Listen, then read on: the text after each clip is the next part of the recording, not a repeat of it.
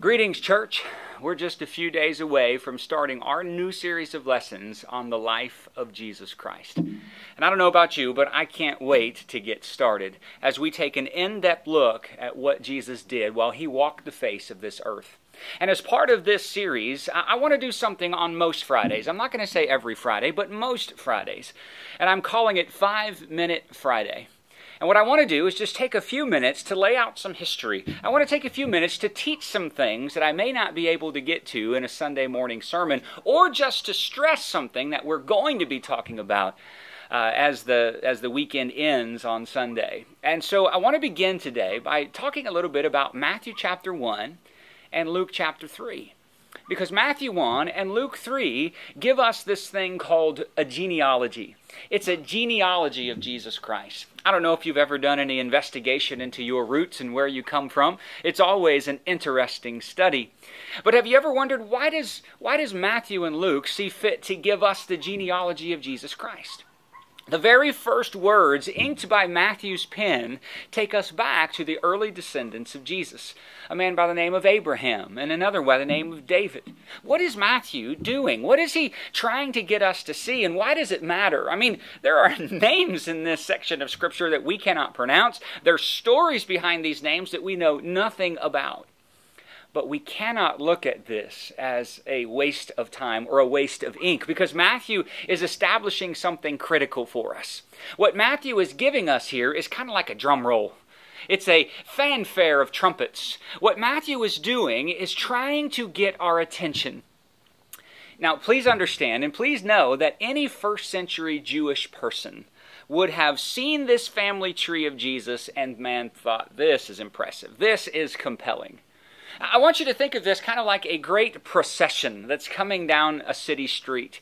And if you're in the audience watching, you watch the figures that come out at front, and then you watch the ones that follow in the middle. But all eyes are waiting for the one who comes in the position of greatest honor right at the end. Well, that's what Matthew is doing for us here. That's what Luke is doing for us in these genealogies of Jesus. Matthew in particular has arranged the names so as to make the point even clearer for us.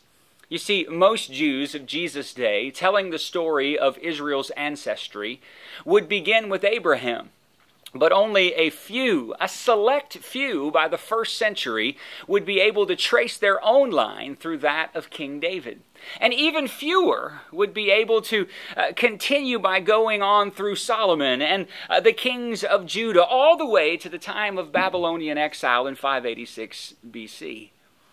For most of the time after the captivity happened, the Babylonian exile, Israel did not have a functioning monarchy. It never returned to its days of glory. In fact, the king and queens they had in the last 200 years before the birth of Jesus were not even David's descendants. They were not even from the kingly family, so to speak. Herod the Great, who we will talk about in just a few weeks, has no royal blood. In fact, he's not even fully Jewish. But he takes the throne in Jerusalem. He calls himself the King of the Jews, but he was really just given an opportunity by Rome as a military commander to advance Rome's Middle Eastern agendas. So even to tell this story, I need you to understand this, even to tell these stories, to list these names in this genealogy of Jesus, it's making a political statement. And the political statement is simply this: Jesus is a descendant of King David. And here's what that means. Here's what Matthew is establishing. Jesus Christ has rights to the throne. And this will be another reason, as we'll see as we look at King Herod in a couple weeks, this will be another reason Herod tries to do away with Jesus and ends up killing a whole bunch of little kids to try to complete the deed.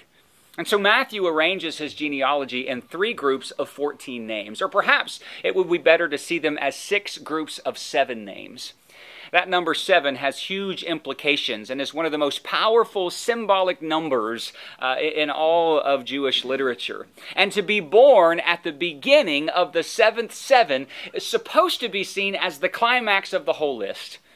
This birth, Matthew is saying, is what Israel had been waiting for more than 2,000 years. Jesus is the fulfillment of prophecy. Jesus is the true King This is the point that Matthew and Luke are making as they list these names for us in Matthew 1 and Luke 3.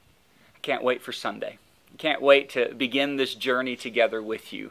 I want to encourage you to bring someone with you. What a perfect opportunity has been placed in front of you to invite someone to join you as we begin this in-depth look at the life of Jesus Christ.